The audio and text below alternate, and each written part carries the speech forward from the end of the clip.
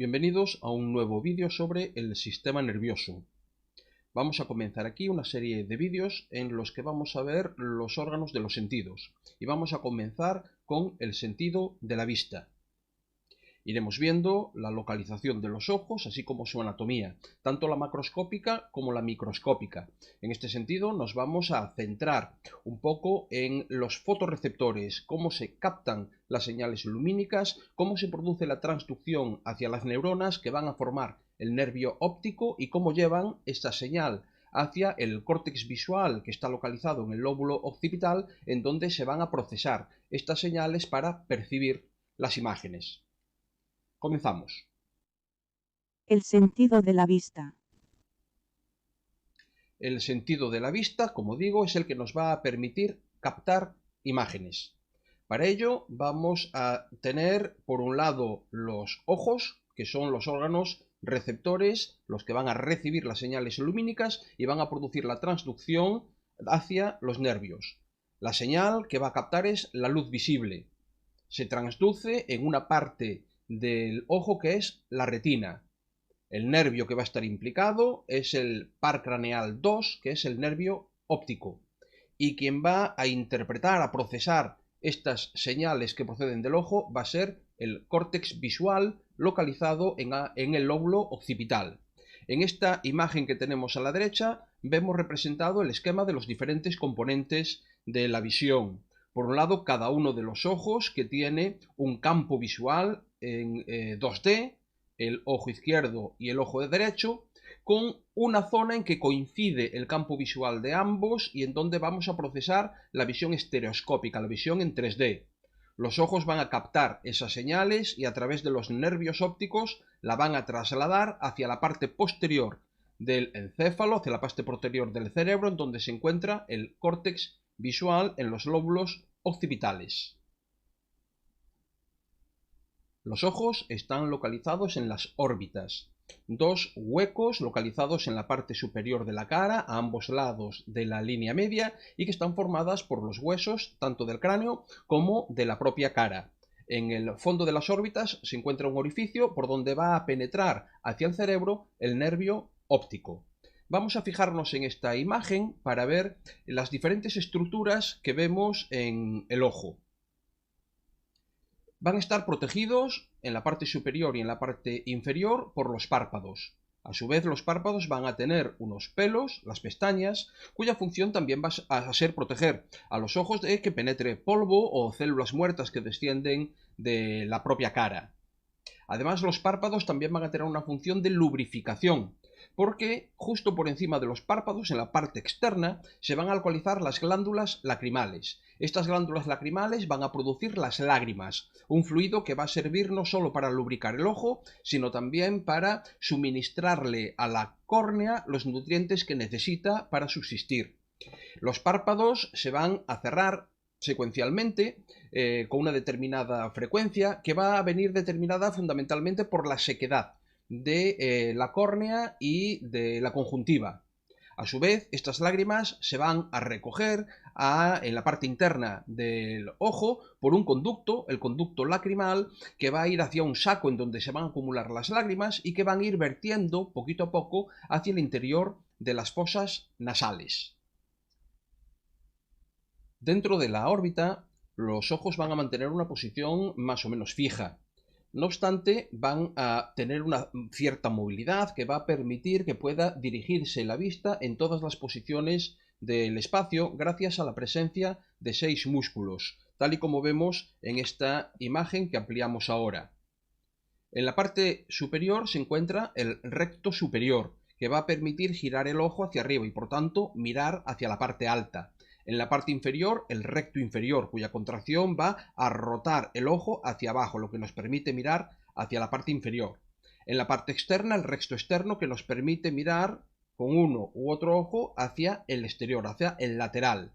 Y en la parte interna, el recto interno, que es el que nos permite mirar hacia la línea media en ambos ojos. En la parte superior vamos a encontrar un oblicuo mayor y un oblicuo menor, cuyos movimientos junto con los rectos nos va a permitir mover el globo ocular en todas las posiciones del espacio y por tanto dirigir la vista hacia cualquier parte. El control de estos músculos es relativamente complejo. De hecho, van a participar tres pares craneales. Por un lado, el par craneal 3, que es el motor ocular común. Ese nervio se va a encargar de la motilidad del recto superior, del recto inferior, del recto interno y del oblicuo menor. El patético, que es el par 4, se va a encargar exclusivamente del oblicuo superior. Y el motor ocular externo, o par 6, es el que va a controlar el movimiento del recto externo. Vamos a analizar con un poco más de detalle cómo es la anatomía del ojo. Y vamos a comenzar por hablar de las diferentes capas del ojo. De fuera a dentro podemos considerar tres capas. La más externa es la esclerótica. Es una capa conectiva, dura, gruesa, resistente, que le permite al ojo mantener su forma. La esclerótica, por la parte anterior del ojo, la parte que vemos del ojo, tiene un color blanco y va a estar recubierta, va a estar protegida por un tejido epitelial que es la conjuntiva. Por dentro de la esclerótica se encuentra la capa media, que es la coroides. La coroides es rica en tejido conectivo, pero va a tener también muchísimos vasos sanguíneos que son los que le van a aportar el oxígeno a la retina, que es la capa interna.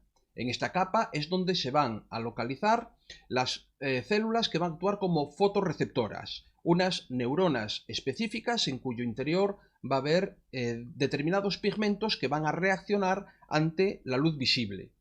Si nos fijamos en la retina, vamos a ver que tiene un color rojo por la gran cantidad de sangre que hay en su interior. Y toda la zona en donde hay retina constituye una cavidad que recibe el nombre de cuerpo vítreo. Por delante del cuerpo vítreo se encuentra el cristalino, una lente biconvexa que va a estar suspendida, unida al ojo mediante los cuerpos ciliares, estas estructuras que vemos aquí, que realmente son unos músculos que pueden tirar del cristalino y que pueden hacer que éste sea más convexo o menos convexo.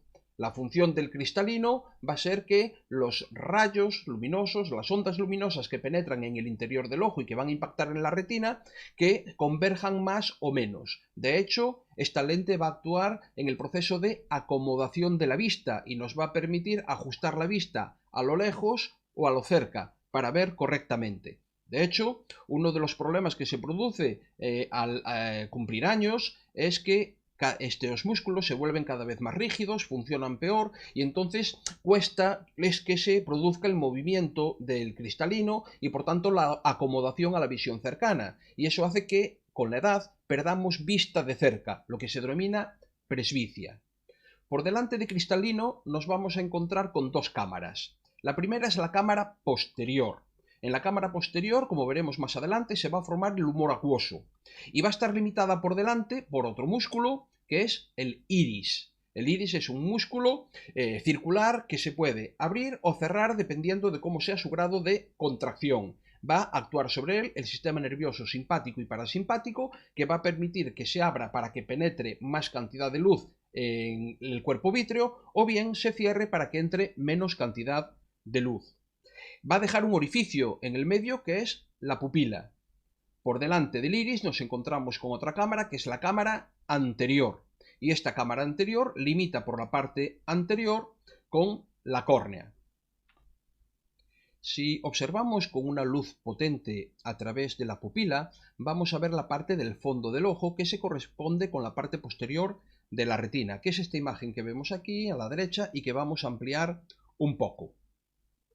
Al observarla vemos que aparece una zona de color amarillento en donde vamos a ver la entrada y salida de numerosos vasos sanguíneos. Es la papila óptica. Ahí es también por donde va a penetrar el nervio óptico. Esta zona no tiene fotorreceptores, por lo tanto, las ondas luminosas que impactan sobre la papila no se van a ver, no se van a observar. Lo comprobaremos con una prueba que vamos a hacer más adelante. Donde impactan la mayor parte de los rayos luminosos va a ser en la zona central, que es la denominada mácula. Y justo en el centro de la mácula está una zona que se llama fóvea, ligeramente más oscura, en donde va a haber una grandísima concentración de células fotorreceptoras, tal y como vamos a ver más adelante. Para comprobar cómo a nivel de la papila óptica no hay imágenes, podemos hacer lo que se llama la prueba del punto ciego. Fijaos que aquí tenemos una cruz y un círculo. Podemos hacer esta prueba si acercáis mucho la cara, aproximadamente a unos 10 centímetros, a la pantalla y cerráis el ojo izquierdo y miráis a la cruz. Si os alejáis ligeramente despacio, llegará un momento en que perdéis la vista de ese punto negro. ¿Por qué? Porque los rayos que proceden de ese punto negro en ese momento impactan contra la papila y por tanto dejan de verse. Repetidlo y lo comprobaréis con cierta facilidad. Comentamos anteriormente que por delante de cristalino se encuentra la cámara posterior del ojo. Esta cámara posterior es donde se va a producir el humor acuoso, el líquido que se va a encontrar dentro tanto de la cámara posterior como de la cámara anterior.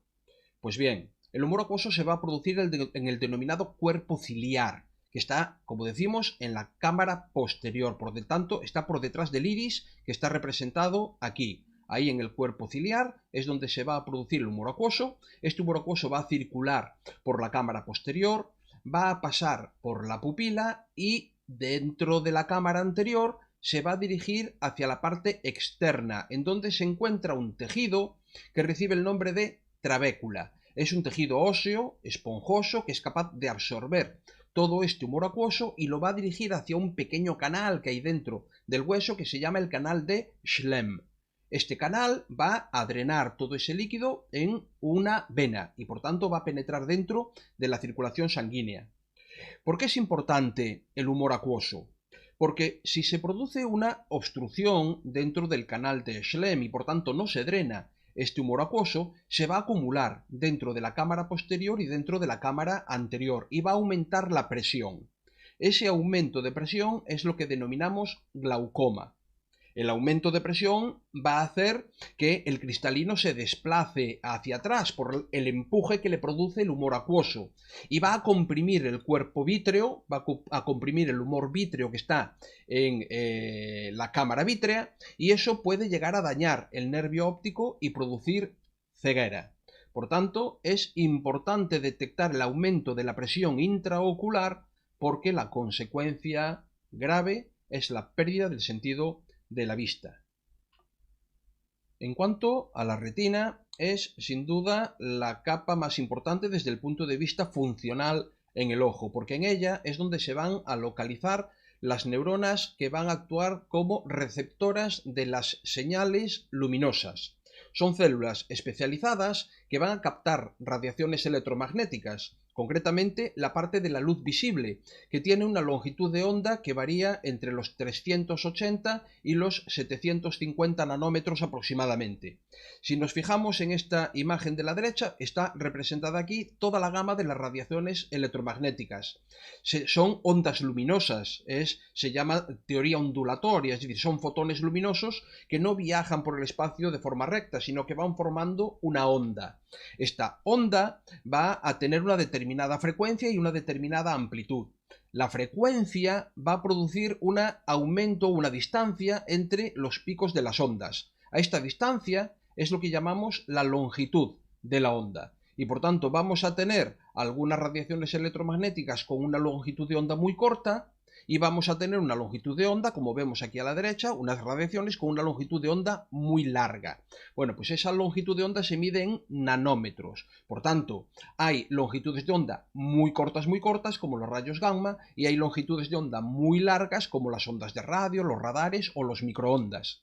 Pues bien, la longitud de onda que está localizada entre aproximadamente 380 nanómetros y 750 nanómetros es lo que nuestro ojo es capaz de captar. Es lo que para los humanos sería la luz visible.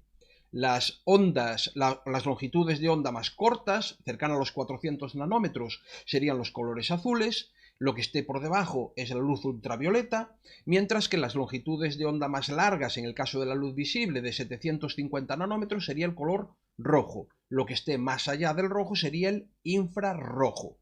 Pues bien, las células especializadas en captar estas señales luminosas van a ser los conos y los bastones.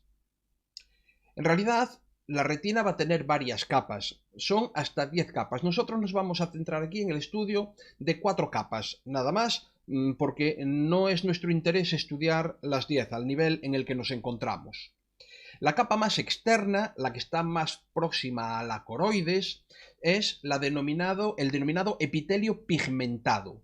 El epitelio pigmentado va a estar formado fundamentalmente por células epiteliales capaces de producir melanina. La melanina de la piel, la melanina que hace que nos pongamos morenos en verano. Bueno, pues esta melanina lo que va a hacer es absorber el exceso de luz para no sobreexcitar a los conos y los bastones. En esta imagen lo vemos representado en la parte inferior. Esta sería la capa pigmentaria, el epitelio pigmentado, que es rico en melanina. Por dentro del epitelio pigmentario, tenemos la capa de conos y bastones. Reciben este nombre porque una de las partes que tienen los conos y los bastones tiene una forma o bien alargada en el caso de los bastones o bien de forma cónica en el caso de los conos. Lo vemos representado aquí. Este sería un cono, este sería un bastón. Aquí otro bastón, aquí otro cono. Hacia el interior, por dentro de la capa de células fotorreceptoras, nos vamos a encontrar con otra capa en donde vamos a encontrar 3 tipos de células nerviosas. Por un lado, las células bipolares. Las células bipolares van a hacer sinapsis con los conos y con los bastones, pero también van a hacer sinapsis con otras células que están en la capa más interna, que son las células ganglionares. Es decir, las células bipolares son células intermedias que van a conectar los fotorreceptores, los conos y bastones, con las células ganglionares, las neuronas que van a dar lugar al nervio óptico. Pero además de las células bipolares nos vamos a encontrar con otros 2 tipos de células gliales. Por un lado, las células horizontales, que van a hacer sinapsis con varios de los conos y bastones, y por otro lado con las células amacrinas, que van a hacer también sinapsis con las células ganglionares. Es importante la función de las células amacrinas porque lo que van a hacer es sincronizar las señales. Es decir, que cuando las células bipolares transmiten la información, el proceso de transducción, transmiten la información a las células ganglionares, que este traspaso de información de todas las células bipolares sea sincrónico, para que la señal luminosa que se va a transformar en esa señal eléctrica a través del nervio óptico se lleve al mismo tiempo hacia las zonas de procesamiento en el córtex visual. Vamos a estudiar con un poquito más de detalle los conos y bastones. Como decimos, son neuronas estructuralmente muy complejas, tienen una forma muy compleja, tienen una forma alargada. Vamos a considerar simplemente los extremos. En el extremo que da al epitelio pigmentado, al epitelio pigmentario, nos vamos a encontrar que tienen esa diferencia de forma. Unos van a ser alargados, como vemos aquí, los bastones, y otros van a tener esa forma cónica. En esos extremos, en esos apéndices, es donde se van a encontrar unos pigmentos que van a ser sensibles a la luz. A esos pigmentos, de forma genérica, se les llaman las opsinas. Luego, los conos y bastones, en el extremo que da al epitelio pigmentario, tienen opsinas. En el otro extremo es por donde van a hacer la sinapsis, o bien con las células bipolares, o bien con las células horizontales. Una característica muy importante de los conos y bastones es que son células metabólicamente muy activas. Tienen muchísimas mitocondrias porque son células que están trabajando de una forma muy continua, que están procesando continuamente información a través de la captación por la estimulación de los fotorreceptores. Ese procesado de esas señales que van a recibir por la estimulación de las opsinas va a consumir mucha energía y por eso tienen muchas mitocondrias para generar mucho ATP. Los bastones son las células fotorreceptoras más abundantes. Se encuentran distribuidos prácticamente por toda la retina, excepto por la zona central. En la mácula, en la fóvea, hay muy poquitos bastones. El pigmento que van a tener es un pigmento que recibe el nombre de rodopsina. Es un pigmento muy sensible a las radiaciones electromagnéticas visibles, sobre todo a esas radiaciones que están en la gama de los 500 nanómetros aproximadamente, es decir, en la zona central, que es donde se encuentra el color verde. Sin embargo, la rodopsina no es sensible al color. es sensible a la luz, pero no al color. Como es tan sensible, los bastones son los que se van a estimular cuando hay muy poquita luz. Por tanto, son las células que nos van a permitir ver en la oscuridad. Como no son sensibles al color, esta es la razón de que en la oscuridad veamos en blanco y negro, veamos en gama de grises y tenemos muchas dificultades para observar los colores. Además, en la oscuridad tampoco tenemos mucha nitidez, porque la rodosina, aunque es muy sensible, tampoco da mucha nitidez en la captación de las imágenes.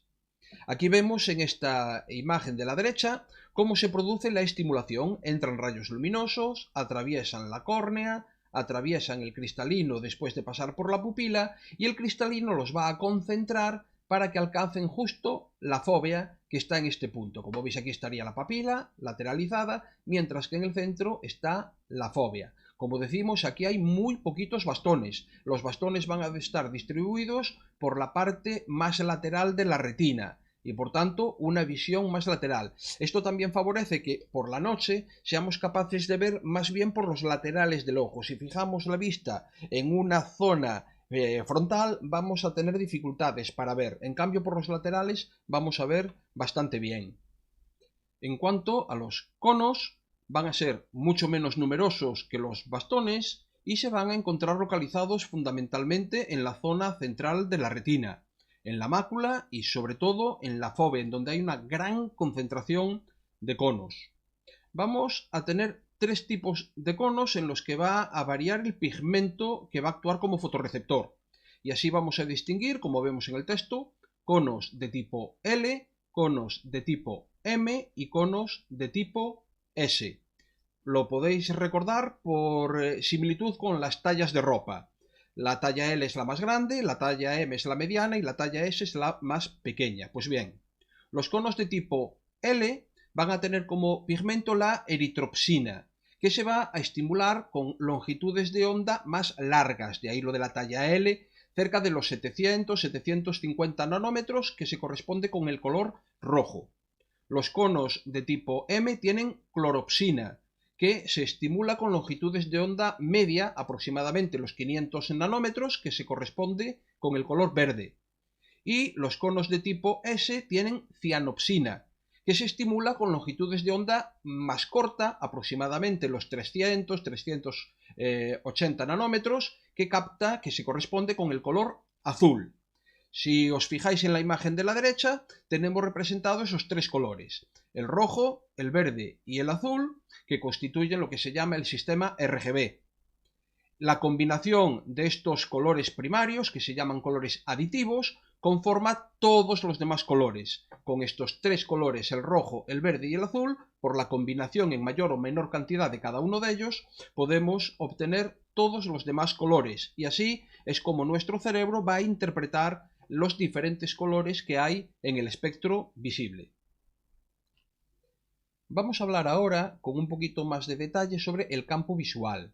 Puede resultar un poco complicado de entender, lo vamos a hacer de una forma lenta y vamos a explicarlo muy bien a través de estas imágenes que vemos aquí para poder entenderlo, porque va a ser fundamental para entender posteriormente cómo es la estructura del nervio óptico y cómo se traslada la información hacia el córtex visual.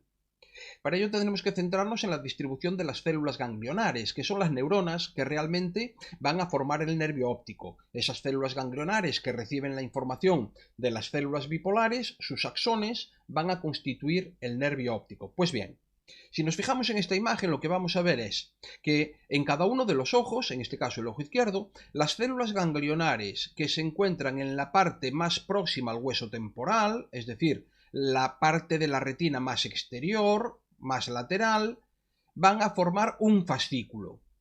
Mientras que el conjunto de células ganglionares que se encuentran en la retina, en la parte más medial, más próxima a la nariz, es decir, más nasal, van a formar otro fascículo. Lo tenemos en esta imagen representado en esos dos colores, rojo y azul. Por lo tanto, en la distribución de la retina vamos a tener un fascículo temporal y un fascículo nasal. Lo mismo pasa en el ojo derecho. Tenemos un fascículo temporal hacia el exterior y un fascículo nasal hacia el interior. El campo de visión va a ser distinto. Por ejemplo, en el caso del ojo izquierdo, el fascículo, la parte temporal, va a ver, salvo la interferencia de la nariz, va a ver las partes centrales, porque la imagen, los rayos que recibe, impactan sobre esa parte de la retina. Mientras que el fascículo nasal va a tener un campo óptico más hacia el exterior, porque recibe las señales luminosas de la parte externa. La combinación de ambos es lo que da el campo visual, pero este campo visual va a estar dividido en una porción medial captada por el fascículo temporal y una porción exterior captado por el fascículo nasal. Esto es muy importante porque la combinación de ambos es la que va a producir en la parte central la visión tridimensional. Y después vamos a ver cómo estos dos fascículos, el fascículo nasal y el fascículo temporal, viajan juntos, pero hay una parte en el cerebro en que hay un entrecruzamiento de uno de ellos. Lo vemos a continuación. Y vamos a terminar entonces este vídeo hablando del nervio óptico. Como vimos, el nervio va a estar formado por dos fascículos, un fascículo temporal y un fascículo nasal en cada uno de los ojos, como vemos en esta imagen que tomamos del principio del vídeo. Aquí tenemos el ojo izquierdo con su fascículo temporal y su fascículo nasal, cómo se unen y van a penetrar dentro del cerebro atravesando el orificio que está en el fondo de la órbita. Lo mismo pasa con el ojo derecho. El fascículo temporal y el fascículo nasal van a constituir el nervio óptico que va a penetrar también en el interior del cerebro, de tal forma que van a dirigirse de forma convergente para unirse ambos nervios ópticos justo en el diencéfalo, por debajo del hipotálamo. Si recordáis, una de las estructuras que se encuentran en el diencéfalo es el hipotálamo. Por debajo del hipotálamo hay una glándula neuroendocrina que se llama hipófisis. Pues bien, entre el hipotálamo y la hipófisis, entre estas dos estructuras, se van a unir los nervios ópticos. Y aquí va a suceder un hecho fundamental para poder procesar las imágenes. Vamos a verlo. Partimos del fascículo temporal del ojo izquierdo y el fascículo nasal del ojo derecho. El fascículo temporal del ojo izquierdo viaja por el nervio óptico y al llegar al diencéfalo se refleja en el mismo lado y continúa hacia el córtex visual del mismo lado. Repito, el temporal del ojo izquierdo va a viajar por el mismo lado del cerebro hacia el córtex visual del mismo lado. Lo mismo sucede con el fascículo temporal del ojo derecho. Va a viajar por el nervio óptico, se va a reflejar por el mismo lado y llega al córtex visual del mismo lado, el derecho.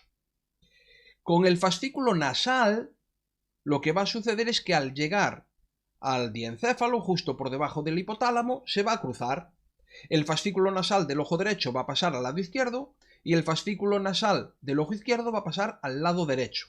El punto de entrecruzamiento recibe el nombre de quiasma óptico. Está justo entre el hipotálamo y la hipófisis. Pues bien, ¿por qué se produce este entrecruzamiento? Lo vemos reflejado aquí por los colores. Si os fijáis, el fascículo temporal del ojo izquierdo y el fascículo nasal del ojo derecho tienen el mismo campo visual. Ven la zona de la derecha. Mientras que el fascículo temporal del ojo derecho y el fascículo nasal del ojo izquierdo ven la parte del campo visual izquierdo. Al juntarse, ven lo mismo. Y por tanto, el nervio óptico que discurre por el hemisferio derecho, lo que ve es el campo visual izquierdo. Y lo que discurre por el nervio óptico del hemisferio izquierdo es el campo visual derecho. De tal forma que a nivel del córtex visual, el lado izquierdo procesa el campo visual derecho y el lado derecho procesa el campo visual izquierdo. La conformación de los dos es lo que nos da la imagen estereoscópica, la parte central de la visión. Con esto acabamos este vídeo sobre el sentido de la vista. Espero que os haya gustado. Nos vemos en un próximo vídeo. Muchas gracias. Fin de la videounidad.